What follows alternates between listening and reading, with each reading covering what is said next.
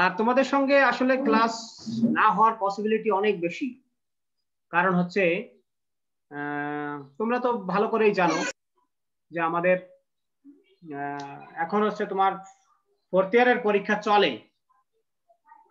হ্যাঁ, ফোর্থ ইয়ারের পরীক্ষা আমাদের 18 তারিখ 17 তারিখ থেকে শুরু। 17 তারিখ থেকে ফোর্থ ইয়ারের পরীক্ষা শুরু হলে তাহলে এরপরে হচ্ছে আবার তোমার ফার্স্ট ইয়ারের পরীক্ষা হবে, মাস্টার্সের পরীক্ষা, এরপর তোমাদের আবার পরীক্ষা। তোমাদের ক্লাস খুব কম হবে, যদিও হয় সেটা ক্লাস হওয়ার পসিবিলিটি অনেক কম।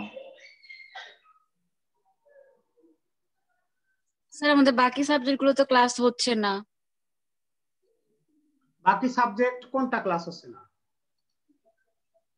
আর 5টা সাবজেক্ট ক্লাস হচ্ছে না। হ্যাঁ, মোট কয়টা সাবজেক্ট তোমাদের? স্যার 9টা। 9টা সাবজেক্ট। কয়টা সাবজেক্টে ক্লাস হয়? ক্লাস হয় কয়টা? স্যার 4টা হয় না। 4টা ক্লাস কে কে নেয়? আমি একটা, ইফাত ম্যাডাম একটা, সাথী ম্যাডাম একটা, আর হচ্ছে মোর্শেদা ম্যাডাম একটা, তাই তো? জি স্যার। তাহলে তো আরো 5টা রয়ে যায়, তো অনেক। আমাদের তো এখন আর 5টা ক্লাস আমরা একদিনও করিনি। তাহলে তো আমাদের সাবজেক্ট এখন কোর্স ঘুরাইতে হবে, তাই না? কারণ আমাদের তো এই টিচার চলে গেছে, তো টিচার গুলো চলে যাওয়ার কারণে এই সমস্যা হয়েছে। আমাদের শিক্ষক কমে যাওয়ার কারণে এই ঝামেলাগুলো হয়ে গেছে, কারণ আমাদের আবার অন্য জায়গায় ক্লাস আছে। হ্যাঁ, সব মিলাই একটা হজবরলা তৈরি হয়ে গেছে। যাক, তোমরাও ওই সাবজেক্ট গুলো পড়তে থাকো বাসায়, আর আমরাও দেখি এটা শেষ করে তোমাদের কিছু ক্লাস নিতে পারি কিনা ওটা থেকে। হ্যাঁ, আজকে তোমাদের চ্যাপ্টার 6। এর আগে এই চ্যাপ্টারের উপর একটা ক্লাস করেছি, আমার যতটুকু ধারণা যে এর আগে 2টা ক্লাস করেছি সম্ভবত এই চ্যাপ্টারের উপরে, বিশ্ববাজার এনজিও। হ্যাঁ, এই চ্যাপ্টারটা হচ্ছে বেসরকারি সংস্থা এবং বিশ্ববাজার, বেসরকারি সংস্থা এবং বিশ্ববাজার, non government organisation and global market, এটা নিয়ে আলোচনা করেছি এর আগে একটা ক্লাসে। সেখানে দুটো ক্লাস করেছি। তো আজকে যে এটা আলোচনা করব এটা হলো তোমাদের ঝুঁকিপূর্ণ জনগণ, পপুলেশন অ্যাট রিস্ক। ঝুঁকিপূর্ণ জনগণ, তো ঝুঁকিপূর্ণ জনগণ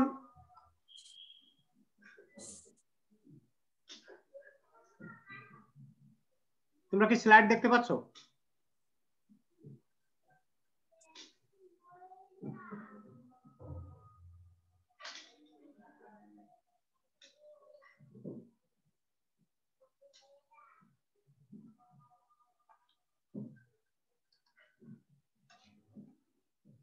হ্যালো,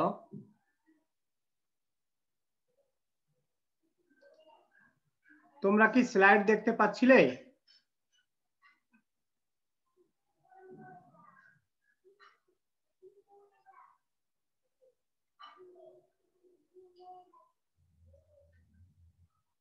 শুনতে পাচ্ছ না তোমরা?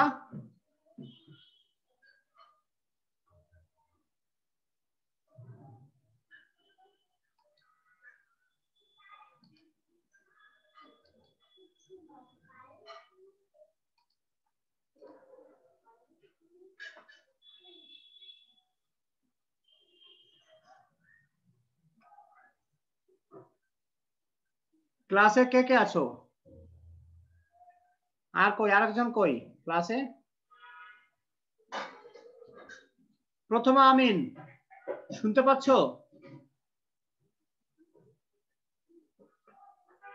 স্যার শোনা যাচ্ছে। আচ্ছা, তাহলে তোমরা রেসপন্স করছো না তো।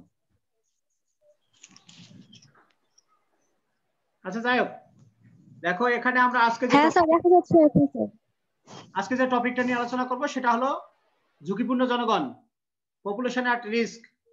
তো এখানে ঝুঁকিপূর্ণ জনগণ বলতে আসলে আমরা কাদেরকে বুঝি? ঝুঁকিপূর্ণ জনগণ বলতে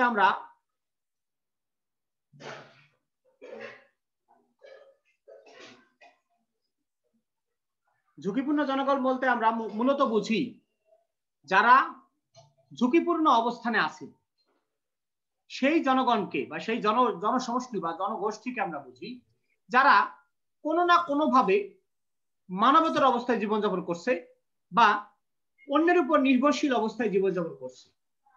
এই ধরনের জনগোষ্ঠীকে আমরা বলি ঝুঁকিপূর্ণ জনগণ। অর্থাৎ ঝুঁকিপূর্ণ জনগণ বলতে যাদের জীবনযাপন ঝুঁকিপূর্ণ অবস্থায় তাদেরকে বোঝায়। এখানে অনেকগুলো সমস্যায় তারা আক্রান্ত হতে পারে, বিভিন্ন সমস্যা তাদের মধ্যে থাকতে পারে, যে সমস্যাগুলো তারা কাটিয়ে ওঠার সামর্থ্য বা সক্ষমতা তাদের মধ্যে নেই। অর্থাৎ যেটাকে আমরা বলি যে তাদের যে সম্পদ আছে, তাদের যে সামর্থ্য আছে, তাদের যে যোগ্যতা আছে, তাদের যে শক্তি আছে, সেই সামর্থ্য, শক্তি, যোগ্যতা সবকিছুকে কাজে লাগিয়েও যারা নিজেদের সমস্যার সমাধানে সক্ষম নয়, সেই জনগোষ্ঠীকে আমরা বলবো ঝুঁকিপূর্ণ জনগণ, পপুলেশন অ্যাট রিস্ক। এই জনগোষ্ঠীকে আমরা বলবো ঝুঁকিপূর্ণ জনগণ। যেমন তুমি ধরে নিতে পারো যে নদী ভাঙনে বা বন্যায় কবলিত এলাকার জনগণ, অথবা তুমি ধরে নিতে পারো যে দরিদ্র জনগোষ্ঠী, ধরে নিতে পারো শিশু, তারপরে তোমার প্রবীণ, তারপরে তোমার দুস্থ মহিলা, এতিম, অনাথ শিশু। এই ধরনের জনগোষ্ঠীকে আমরা বলবো ঝুঁকিপূর্ণ জনগণ, কারণ এরা কিন্তু নিজেদের সমস্যা নিজেরা সমাধানে সক্ষম নয়। এই জনগোষ্ঠীকে আমরা বলি ঝুঁকিপূর্ণ জনগণ। এখন দেখো, এই যে ঝুঁকিপূর্ণ জনগণ, এই ঝুঁকির পিছনে কি কারণ? অনেকাংশেই কিন্তু অনেক সময় কিন্তু তারা নিজেরাও কিন্তু এই ঝুঁকিপূর্ণ জনগণ বা ঝুঁকিপূর্ণ অবস্থানে পৌঁছানোর ক্ষেত্রে তারা কিন্তু নিজেরা অনেক ক্ষেত্রে দায়ী নয়। হয়তো তাদের সমাজ, তাদের পরিবার, হ্যাঁ, এই বিভিন্ন পারিপার্শ্বিক পরিস্থিতির কারণে তারা আজকে ঝুঁকিপূর্ণ অবস্থানে রয়েছে। তো এই যে ঝুঁকিপূর্ণ অবস্থানে যে রয়েছে, এটার পিছনে অনেকগুলো উপাদান বা অনেকগুলো কারণ বিদ্যমান থাকে। তো আমরা দেখবো সেই কারণগুলো, যে কি কি কারণে এই মানব গোষ্ঠী এই ঝুঁকিপূর্ণ অবস্থানে বিদ্যমান। অর্থাৎ এই যে ঝুঁকিপূর্ণ অবস্থানের পেছনে কি কারণ, এই কারণগুলো অনুসন্ধান করতে গিয়ে আমরা দেখব প্রথমে যে সামাজিক কারণ। একটা হলো অনেক ক্ষেত্রেই কিন্তু সামাজিকভাবে মানুষ ঝুঁকিপূর্ণ অবস্থানে থাকে। এখন তোমরা প্রশ্ন করতে পারো, স্যার সামাজিকভাবে আবার কিভাবে ঝুঁকিপূর্ণ অবস্থান থাকে, তাই না?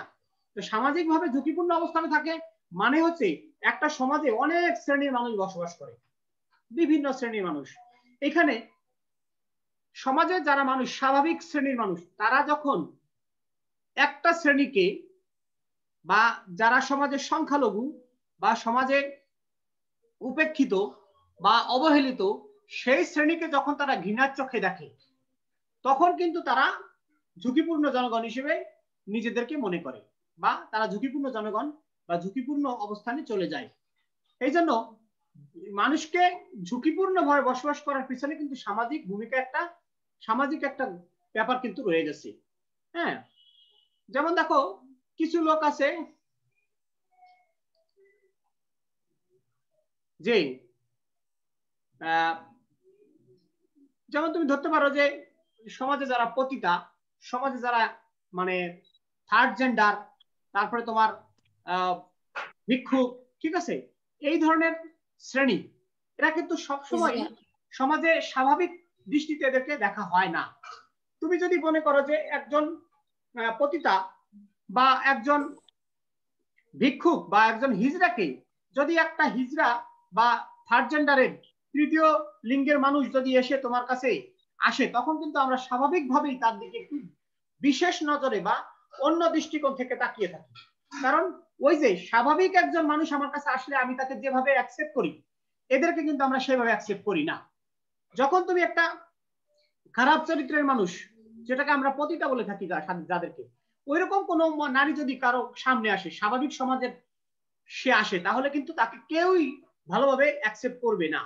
এই যে আমাদের দৃষ্টিভঙ্গি, সামাজিক দৃষ্টিভঙ্গির কারণেও কিন্তু তারা নিজেদেরকে ঝুঁকিপূর্ণ অবস্থানে নিয়েছে, অর্থাৎ তারা কিন্তু ঝুঁকিপূর্ণ অবস্থানে চলে গেছে। এখন যে ভিক্ষুক, যে থার্ড জেন্ডার, তাদেরকে আমরা স্বাভাবিক জীবনযাপন দানে কিন্তু অভ্যস্ত না। যেমন এখনকার সময়ে, বর্তমান আধুনিক সময়ে বা আধুনিক যুগে কিন্তু এই যে আমরা তৃতীয় লিঙ্গের যাদেরকে বলি, এরা কিন্তু সমাজে এখন এক নিজেদের অবস্থান করে নিচ্ছে।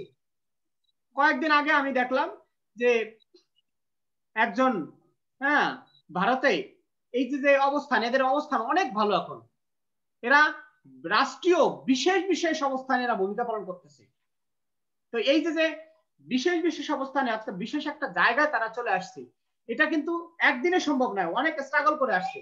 অর্থাৎ আমি যদি তোমাদেরকে এটা বলি যে কিভাবে স্ট্রাগল করছে, আমি একটু সংক্ষেপে একটা কথা বলি যে ভারতে যারা তৃতীয় লিঙ্গের তারা কি করছে, প্রথমে যখন রিক্রুটমেন্ট পরীক্ষা দিবে, চাকরির পরীক্ষা, সেখানে তারা চাকরির পরীক্ষা দিতে গিয়ে কিন্তু যে আবেদন করতে হয় সেই আবেদনে কিন্তু তারা ওই জেন্ডারটা লেখার সুযোগ পেত না।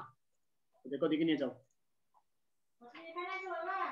যে নিজের যে জেন্ডার, যেমন আমরা বলি পুংলিঙ্গ, মেয়েরা বলে স্ত্রীলিঙ্গ, অর্থাৎ ম্যাসকুলিন ফেমিনিন, এই যে জায়গাটা জেন্ডার, এই জেন্ডারটা ওদের জন্য কোনো জেন্ডারই ছিল না, অর্থাৎ থার্ড জেন্ডার এটা ছিলই না।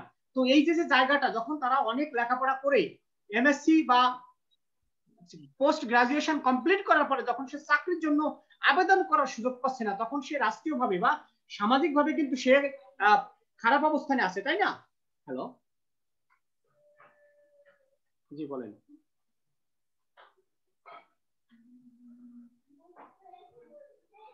আমি ক্লাস শেষ করে আসবো,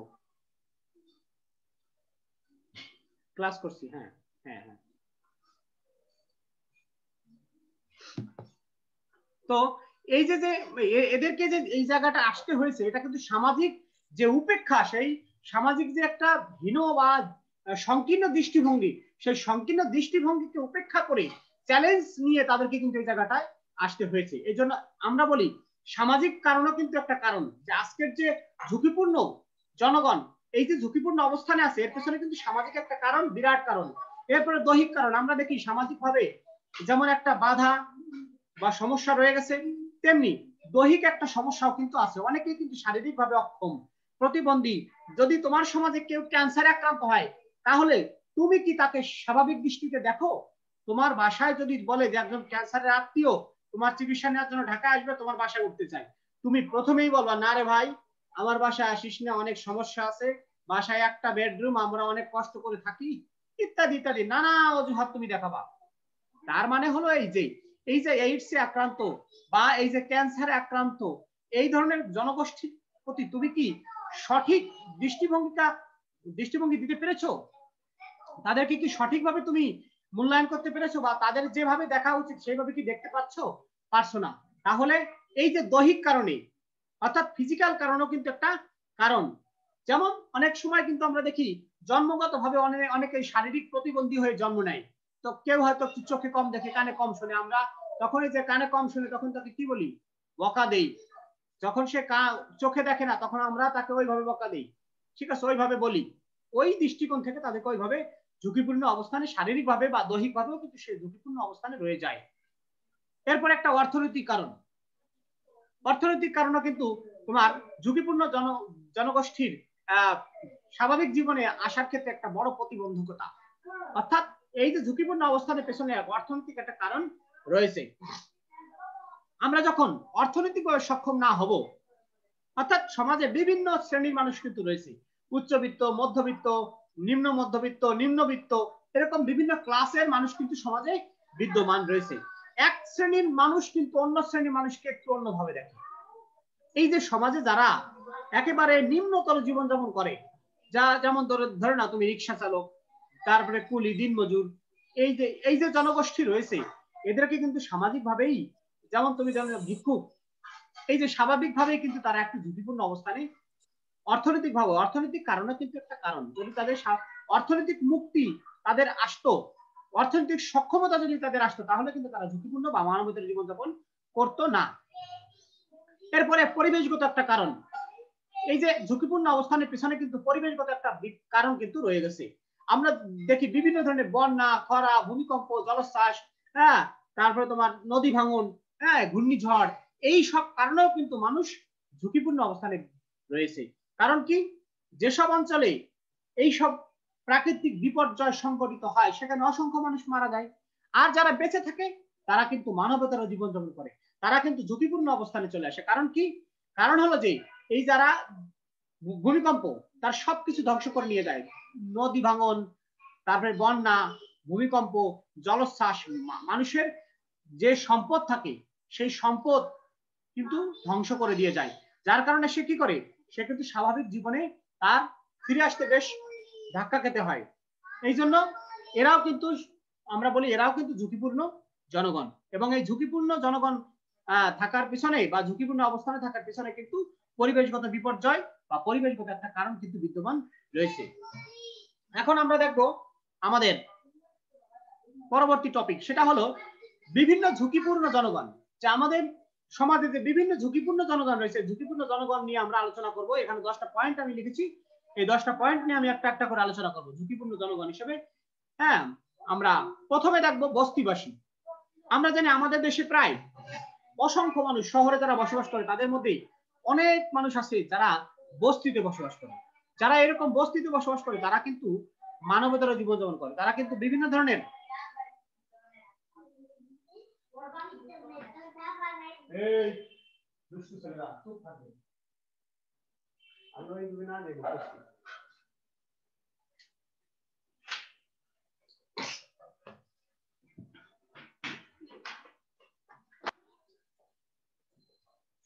এই যে বস্তিবাসী, আমরা যদি বলি সারা বিশ্বে প্রায় 100 কোটিরও বেশি মানুষ আছে যারা বস্তিতে বসবাস করে। আর এই বস্তিতে বসবাসকারী মানুষের জীবনযাত্রা সম্পর্কে তোমাদের ধারণা আছে, কারণ আমাদের দেশে অসংখ্য বস্তি আছে আশেপাশে। আমরা দেখি যে সেখানে কিভাবে অস্বাস্থ্যকর নোংরা পরিবেশ, সেখানে কি ধরনের জীবনযাপন আছে, সেখানে মানুষ কতটা স্বাভাবিক জীবনযাপন করে, কতটা সুস্থ জীবনযাপন করে আমরা কিন্তু দেখতে পাই। যে সেখানে অসুস্থ জীবনযাপন, অসামাজিক কার্যকলাপের প্রচন্ড আনাগোনা, সেখানে প্রতিনিয়ত মাদকাসক্তদের আড্ডা বসে, সেখানে জুয়া, বিভিন্ন ধরনের অপরাধমূলক কর্মকাণ্ড সেখানে সংগঠিত হয়ে থাকে। তাহলে এই যে বস্তিবাসী জনগণ, এরা কি ঝুঁকিপূর্ণ অবস্থানে বিদ্যমান আছে না? এরা অবশ্যই ঝুঁকিপূর্ণ জনগণ। অর্থাৎ এই বস্তিবাসী জনগণকেও কিন্তু আমরা ঝুঁকিপূর্ণ জনগণ হিসেবে আমাদের আলোচনায় নিয়ে আসবো। অর্থাৎ এখানে যারা বসবাস করে তারা অবশ্যই খুব দরিদ্র এবং স্বাস্থ্যহীনতায় ভোগে। হ্যাঁ, এরপরে দেখি আমরা প্রতিবন্ধী জনগণ, যারা বিভিন্ন প্রতিবন্ধী, শারীরিক মানসিক প্রতিবন্ধী, এরাও কিন্তু ঝুঁকিপূর্ণ জনগণ। তোমাদের মধ্যে একজন আজকে ক্লাসের হাজিরা নিয়ে গ্রুপে দিও, প্রথমা অথবা নীলুফা, সুজানা, যে কোনো একজন, ঠিক আছে?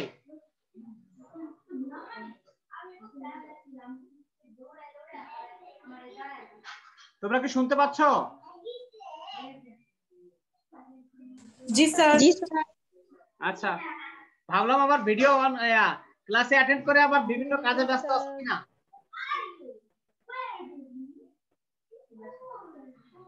এরপরে দেখো প্রতিবন্ধী জনগণ। তাহলে আমরা দেখলাম প্রতিবন্ধী কি, শারীরিক এবং মানসিকভাবে যারা অক্ষম, যারা স্বাভাবিক ভূমিকা সমাজে, তাদের একজন মানুষ হিসেবে স্বাভাবিক ভূমিকা পালনে যারা অক্ষম, তাদেরকে আমরা প্রতিবন্ধী বলি। এই প্রতিবন্ধী যেমন শারীরিক হতে পারে, তেমনি মানসিক প্রতিবন্ধীও বা বুদ্ধিভিত্তিক প্রতিবন্ধীও কিন্তু হতে পারে। এই জন্য আমরা অনেকেই ফিজিক্যালি, আমি একটু আমার ক্লাসরুমটা চেঞ্জ করি, তোমরা একটু লাইনে থাকো, আমার ক্লাসরুমটাকে একটু চেঞ্জ করি। এখানে আমার ক্লাস নেওয়া একটু সমস্যা হচ্ছে। ওকে ডাক দাও, যাও, চলে যাও, তোমরা চলে যাও।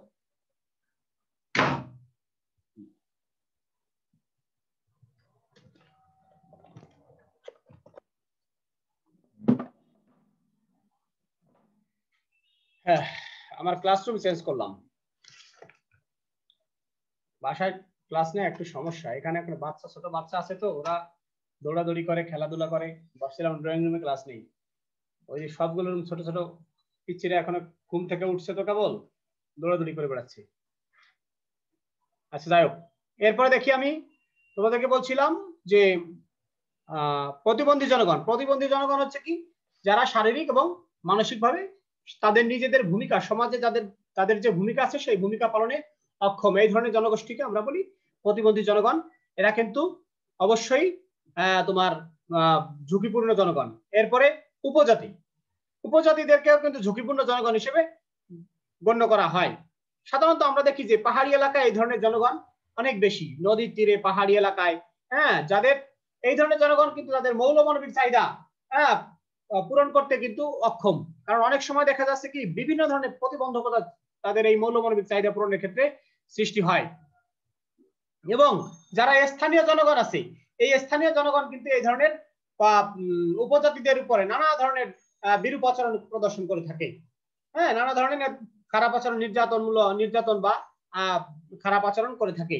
এরা কিন্তু এদেরকে কিন্তু স্বাভাবিক, যেমন একজন বাঙালি হিসেবে আমাকে যে দৃষ্টিকোণ থেকে দেখবে, এই ধরনের যারা আছে মানে এই ধরনের জনগণ আছে, উপজাতি আছে, তাদেরকে কিন্তু ওই দৃষ্টিকোণ থেকে দেখা হয় না।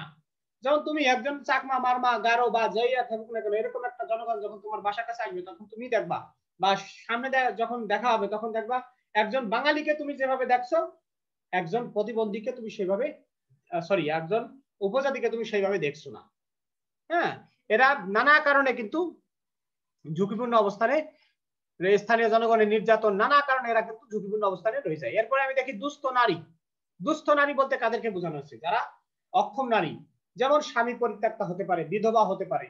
হ্যাঁ, এই ধরনের নারীদেরকে বলা হয় দুস্থ নারী। যাদের স্বামী ছেড়ে চলে গেছে, অথবা যার স্বামী কম বয়সে স্বামী মারা গেছে, সন্তান আছে, এই ধরনের নারীদেরকে আমরা বলি দুস্থ নারী।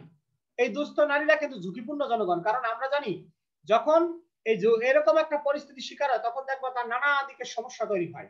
তখন দেখবো তার পরিবারের, তার অন্যান্য সদস্যরা তাদেরকে তার যে ন্যায্য পাওনা, ন্যায্য অধিকার, সেই অধিকার থেকে তাকে বঞ্চিত করে। এবং সে কিন্তু মোটামুটি পরিবার, সমাজ, কর্মস্থল সব জায়গাতেই সেটা ঝুঁকিপূর্ণ অবস্থান থাকে। কারণ এই ধরনের মানুষের প্রতি মানুষের এই ধরনের জনগোষ্ঠীর প্রতি আমাদের একটা দৃষ্টিভঙ্গি থাকে, ভিন্ন দৃষ্টিভঙ্গি। দেখবা বিভিন্ন ক্ষেত্রে এরা বিভিন্ন ধরনের হয়রানির শিকার হয়, কর্মক্ষেত্রে, তারপরে বাড়িতে, হ্যাঁ, যে সব জায়গায় এরা বিভিন্ন ধরনের হয়রানির শিকার হয়। যেমন অল্প বয়সে তাদের স্বামী মারা যায়, এদের প্রতি দেখবা যে বিভিন্ন মানুষের বিভিন্ন রকমের মন্তব্য থাকে, বিভিন্ন ধরনের দৃষ্টিভঙ্গি থাকে। এই জন্য এই যে দুস্থ নারীরা ঝুঁকিপূর্ণ জনগণ হিসেবে। এরপরে হলো শিশু, যারা চাইল্ড বা শিশু, এরাও কিন্তু এই ঝুঁকিপূর্ণ মানুষের আওতায়।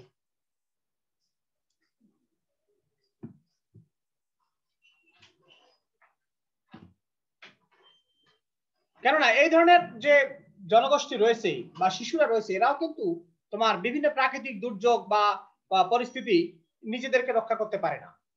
যখন বিভিন্ন প্রাকৃতিক দুর্যোগ বা প্রতিবন্ধকতা বা সমস্যায় নিজেদের রক্ষা করতে পারে না, বিধায় কিন্তু এদেরকে বলা হয় ঝুঁকিপূর্ণ জনগণ।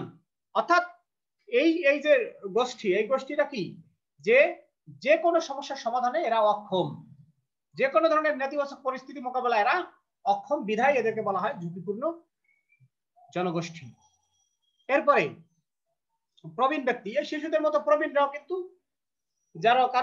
যারা প্রবীণ, তারা কিন্তু একটা নির্দিষ্ট বয়সের পরে আমরা বলি যে যারা 60 আপ, তাদেরকে আমরা প্রবীণ বলি।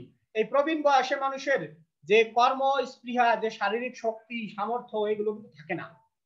এবং এরা কিন্তু শারীরিকভাবে অনেক দুর্বল হয়ে পড়ে, বিভিন্ন রোগ প্রতিরোধ ক্ষমতাও কিন্তু এদের কমে আসে। যার কারণে কি এই সকল জনগণ কিন্তু মোটামুটি ভাবে অন্যের উপর নির্ভরশীল বা নিজের সমস্যা নিজের সমাধানে অক্ষম, বিধায় এদেরকে বলা হয় ঝুঁকিপূর্ণ জনগণ। উপকূলীয় জনগণ, যারা উপকূলে বসবাস করে, সমুদ্র উপকূলে, এরাও কিন্তু ঝুঁকিপূর্ণ জনগণ। কারণ যে কোনো সময়, যে কোনো মুহূর্তে, যে কোনো প্রাকৃতিক দুর্যোগ কিন্তু এখানে সংঘটিত হতে পারে। কারণ এই ধরনের যেমন ধরো জলোচ্ছ্বাস, ঘূর্ণিঝড়, বন্যা, নদী ভাঙন, বিভিন্ন প্রাকৃতিক দুর্যোগ কিন্তু যে কোনো সময় আঘাত আনতে পারে। এতে কি হবে? এতে তাদের প্রাণহানি হবে, সম্পদের ধ্বংস হবে, সম্পদ ধ্বংস হবে। এই অবস্থায় উপকূলীয় মানুষ কিন্তু কষ্টকর এবং মানবতর জীবনযাপন করে। এই কারণে এদেরকে বলা হয় ঝুঁকিপূর্ণ জনগণ। এরপরে বেকার মানে কি? বেকার মানে যাদের যোগ্যতা আছে, যোগ্যতা থাকা সত্ত্বেও যারা কাজ পায় না, তাদেরকে বলা হয় বেকার। আর বেকার জনগণ সমাজের, দেশের, পরিবারের বোঝা।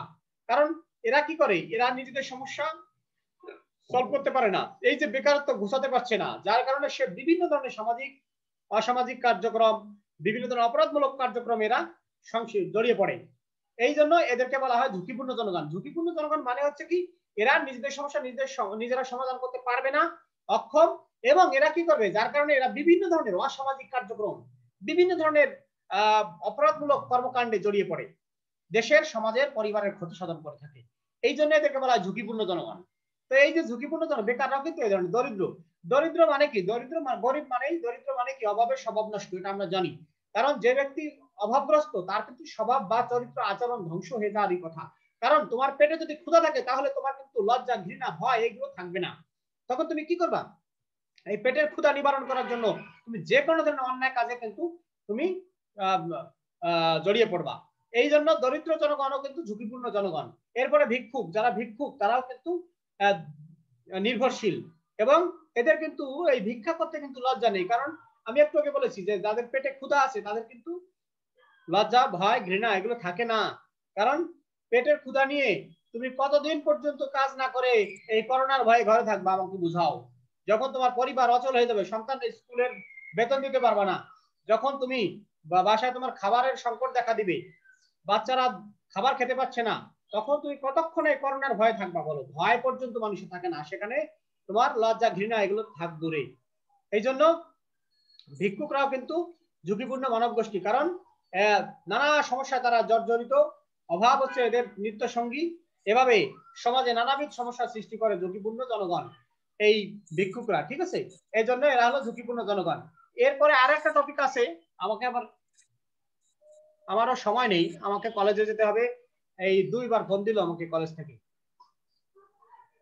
এরপরে তোমরা যেটা পড়বা আজকে বাসায় বসে, সেটা আমি একটু বলে দেই তোমরা কোন টপিকটা পড়বা। এর ঠিক পরবর্তী একটা টপিক আছে ঝুঁকিপূর্ণ জনগোষ্ঠীর জন্য স্বেচ্ছাসেবী সংস্থা বা এনজিওর কর্মকৌশল। এনজিও কিভাবে এই ঝুঁকিপূর্ণ জনগণের জন্য কাজ করে থাকে আমি একটু সংক্ষেপে আলোচনা করে দেই, তোমরা শুধু বাসায় একটু দেখবা যে লক্ষ্যমুক্ত দল গঠন কৌশল, অর্থাৎ সমাজকর্মীরা বা সমাজকর্ম স্বেচ্ছাসেবী সমাজকর্ম প্রতিষ্ঠান কি করবে? এই ধরনের ঝুঁকিপূর্ণ জনগোষ্ঠীকে একটা দলভুক্ত করবে, অর্থাৎ এরা হলো লক্ষ্যমুক্ত জনগণ। তোমাকে আগে টার্গেট করতে হবে যে তুমি কাদেরকে সাহায্য করবা। তুমি কি ভিক্ষুকদের, নাকি পতিতাদের, নাকি তোমার প্রবীণদের, নাকি শিশুদের কল্যাণে কাজ করবা, এবং কোন সমাজের অর্থাৎ কোন জনগোষ্ঠীকে নিয়ে তুমি কাজ করবা? এই জন্য তোমাকে আগে কি করতে হবে? লক্ষ্যমুক্ত জনগণ গঠন করতে হবে। তোমাকে লক্ষ্যমুক্ত টার্গেট গ্রুপ, যেটাকে বলে টার্গেট গ্রুপ গঠন করতে হবে। এই টার্গেট গ্রুপ গঠন করার পর তুমি কিন্তু তোমার কাজ করতে শুরু করবা। এরপরে সম্পদ এবং সঞ্চয় সমাবেশ, অর্থাৎ এরপর তোমার সম্পদ, তুমি যে তাদেরকে সাহায্য করবা, তোমার সম্পদ এবং সম্পদ ও সঞ্চয়ের সমাবেশ ঘটাতে হবে। অর্থাৎ তোমার যদি সেভিংস না থাকে, তোমার যদি সম্পদ না থাকে, তহবিল না থাকে, তাহলে তুমি তাদেরকে কিভাবে সহযোগিতা করবা? এরপর হচ্ছে প্রাতিষ্ঠানিক কাঠামো গঠন। যখন তোমার সম্পদ হয়ে যাবে তখন তুমি একটা প্রাতিষ্ঠানিক ইনস্টিটিউশনাল একটা কাঠামো তোমার গঠন করতে হবে। অর্থাৎ প্রাতিষ্ঠানিক কাঠামোর অধীনে মানব সম্পদের উন্নয়ন করে তারপরে তোমার কাজ শুরু করতে হবে।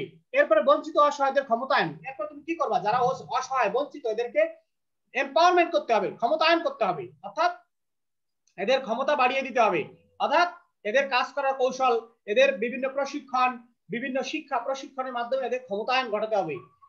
এইভাবে তুমি পর্যায়ক্রমে যে পয়েন্টগুলো আছে, আত্মসাহায্য, সচেতনতার বিকাশ, সচেতনতা সৃষ্টি করা, ক্ষুদ্র ঋণ সহায়তা কর্ম কৌশল, জন অংশায়ন কৌশল, এইভাবে তুমি যে বিষয়গুলো আছে যে স্বেচ্ছাসেবী সংস্থা বা এনজিও ঝুঁকিপূর্ণ জনগোষ্ঠীর জন্য যে কর্মকৌশল উদ্ভাবন করেছে বা যে কর্মকৌশল প্রণয়ন করেছে, সেইগুলো তুমি এখানে এইভাবে আলোচনায় চলে আসবে তোমার।